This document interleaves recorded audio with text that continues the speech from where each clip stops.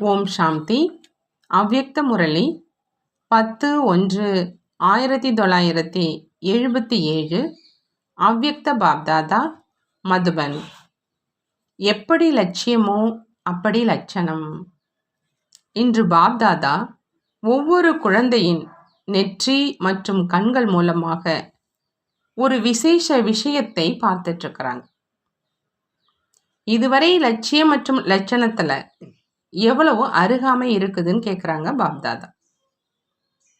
லட்சியத்துக்கு ஏத்த மாதிரி நடைமுறை ரூபத்துல லட்சணம் எவ்வளவு தென்படுது. அனைவரினுடைய லட்சியமும் மிக உயர்ந்ததாக இருக்குது. ஆனா லட்சணத்தை தாரணை செய்யறதுல 3 விதமான முயற்சியாளர்கள் இருக்கிறாங்க. அவங்க யார் அப்படின்னா, ஒரு வகையினர் கேட்பதற்கு மிகவும் பிடிக்கும், நன்றாக இருக்குது, செய்யணும், ஆனால் கேட்க தெரியும், செய்ய தெரியாது. இரண்டாம் அவர்கள் நினைக்கிறாங்க, புரிஞ்சிக்கிறாங்க, செய்யவும் செய்யறாங்க, ஆனால் சக்தி ரூபம் இல்லாத காரணத்தினால 2 விதமா செய்யறாங்க. இந்த நேரம் பிராமணன் மிக வேகமாக முயற்சி செய்பவர் மற்றும் அடுத்த நேரம் தைரியம் இல்லாதவர். இதற்கான காரணம் என்ன அப்படின்னா, 5 விகாரங்கள் மற்றும் இயற்கையின் தத்துவம் இரண்டிலிருந்து ஏதாவது ஒன்றின் வசமாகிடுறாங்க. ஆகினால லட்சியம் மற்றும் லட்சணத்துல இடைவெளி ஏற்பட்டுடுது. இச்சை இருக்குது, ஆனால் இச்சை என்றால் என்னன்னு தெரியாத நிலை அடைவதற்கான சக்தி கிடையாது. இந்த காரணத்தினால தன்னுடைய லட்சியத்தினுடைய இச்சை வரை சென்றடைய முடியல. மூன்றாம் அவர்கள் கேட்பது, நினைப்பது மற்றும் செய்வது 3ஐயும் சமமாக்கி நடந்து கொள்பவர்கள். அந்த மாதிரி ஆத்மாக்களினுடைய லட்சியம் மற்றும் லட்சணம் 99% சமமாக தென்படுது. அந்த மாதிரி 3 விதமான முயற்சியாளர்களை பார்த்துட்டு இருந்தோம் பாபா சொல்றாங்க. தற்சமயம் ஒவ்வொரு பிராமண ஆத்மாவில் எண்ணம் மற்றும் சொல்லினுடைய லட்சியத்தின் உரைக்கல்ல லட்சியத்திற்கு ஏற்ற மாதிரி எண்ணம் மற்றும் சொல் இருக்குதா அப்படின்னு சோதனை செய்யணும்ங்கிறாங்க பாபா. லட்சியம் பரிஸ்தாவிலிருந்து தேவதையாவது. எப்படி லௌகீக குடும்பம் தொழிலுக்கு ஏற்ற மாதிரி தன்னுடைய எண்ணம், சொல் மற்றும் செயலை சோதிக்கிறாங்க. அதே மாதிரி பிராமண ஆத்மாக்கள் தன்னுடைய உயர்ந்ததிலும் உயர்ந்த பரிவாரம் மற்றும் தொழிலை எதிரில் வச்சு நடந்து கொள்கிறார்களா? தற்சமயத்து மர்ஜீவா பிராமண ஜென்மம், அதாவது உடல்ல இருந்து கொண்டே இறந்து மறுபிறவி எடுத்த பிராமண ஜென்மம் இயல்பாகவே நினைவுல இருக்குதா, அல்லது கடந்த காலத்து சூத்திர தன்மையின் லட்சணம் இயற்கையான ரூபத்துல தன்னுடைய நடவடிக்கையில் வந்துடுதான் பாபா கேட்கிறாங்க. எப்படி ஜென்மம் இருக்குதோ அப்படி செய்யும் காரியமும் இருக்கும். உயர்ந்த ஜென்மத்தின் காரியமும் இயல்பாகவே உயர்ந்ததாக இருக்கணும். ஒருவேளை கடுமையாக முயற்சி செய்ய வேண்டியதாக இருக்குது அப்படின்னா பிராமண ஜென்மத்தினுடைய நினைவு குறைவாக இருக்குது. உண்மையில உயர்ந்த காரியம், உயர்ந்த லட்சியம் உயர்ந்த ஜென்மத்தினுடைய பிறப்புரிமையாகும்.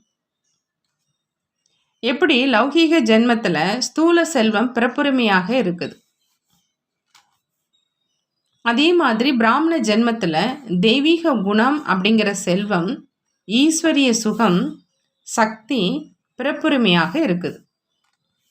பிறப்புரிமையினுடைய போதை இயல்பான ரூபத்தில் இருக்கவே இருக்கும். கடுமையாக முயற்சி செய்வதற்கான அவசியம் இல்லை. ஒருவேளை கடுமையாக உழைக்க வேண்டியது இருக்குது அப்படின்னா கண்டிப்பாக சம்பந்தம் மற்றும் தொடர்புல ஏதோ ஒரு குறை இருக்குது.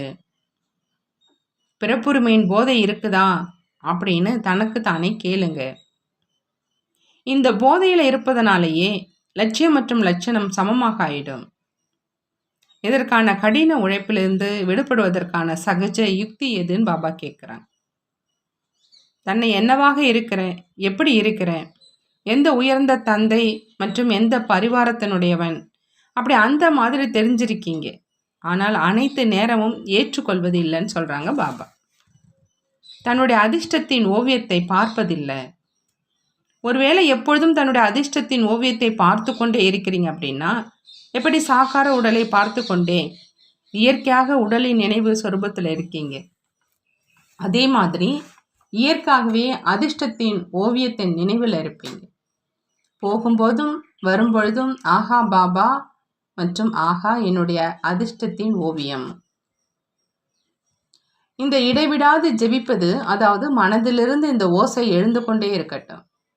பக்தர்கள் முடிவற்ற ஓசையை கேட்பதற்கான முயற்சி செய்கிறாங்க. இது உங்களுடைய நிலையின் மகிமைத்தான் பக்தியில் கடைபிடிக்கப்பட்டு வருது.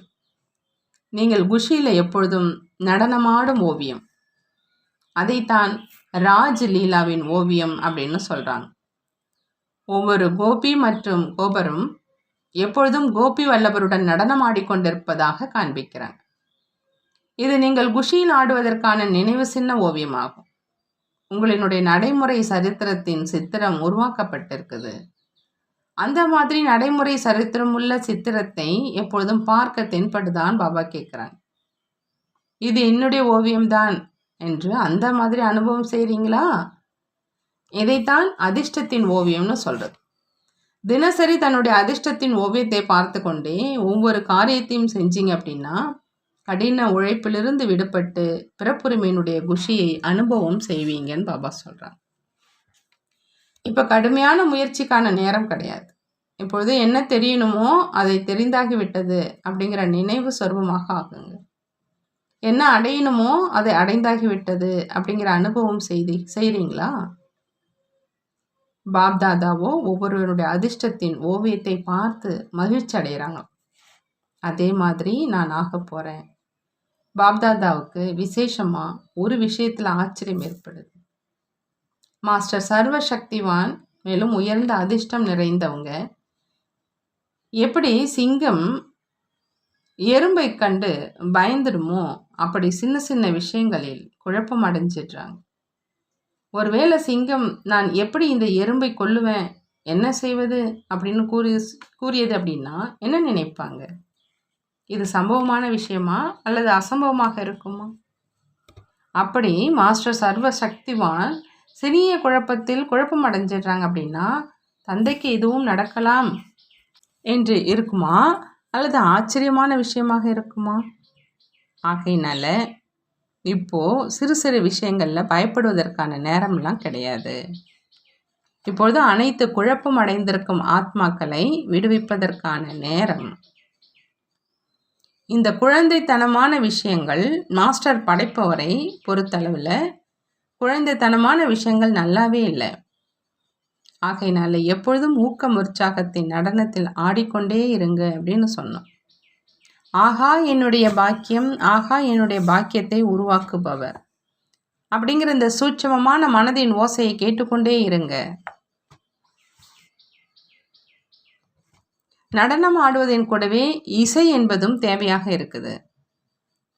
அப்படி இந்த முடிவில்லாத மனதின் ஓசையை கேட்டுக்கொண்டே இருங்க மற்றும் குஷியில் ஆடிக்கொண்டே இருங்க அப்படிங்கிறாங்க பாபா. அந்த மாதிரி எப்பொழுதும் பிறப்புரிமையின் போதையில் இருக்கக்கூடிய, எப்பொழுதும் ஈஸ்வரிய மகிழ்ச்சியில் இருக்கக்கூடிய, கடின உழைப்பிலிருந்து விடுபடக்கூடிய, லட்சியம் மற்றும் லட்சணத்தை சமமாக ஆக்கக்கூடிய, அனைத்து குழப்பங்களில் இருந்தும் விடுவிக்கக்கூடிய அந்த மாதிரி உயர்ந்த அதிர்ஷ்டம் நிறைந்த பல கோடி மடங்கு பாக்கியசாலி குழந்தைகளுக்கு அன்பு நினைவுகள் மற்றும் நமஸ்காரம். நாமும் நம்மளுடைய பாப்தாதாவுக்கு அன்பு நினைவுகள் மற்றும் நமஸ்காரம் செய்வோம். நல்லது. ஓம் சாந்தி. நன்றி பாபா, நன்றி.